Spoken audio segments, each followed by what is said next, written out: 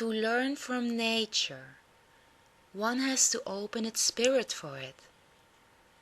See the dance of freedom in all steps you take. Gentleness reaches the child within that plays in liberty with love for the rhythm that flows naturally from the eyes of unity. All joy is in companionship and in relation to the whole family called life.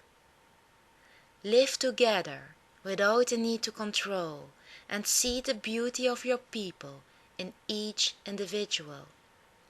Uniqueness accepts diversity with respect and understanding coming from a child's heart.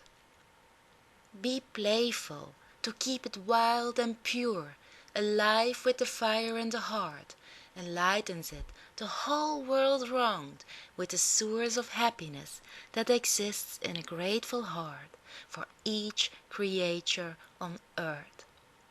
Be together, one nature for all.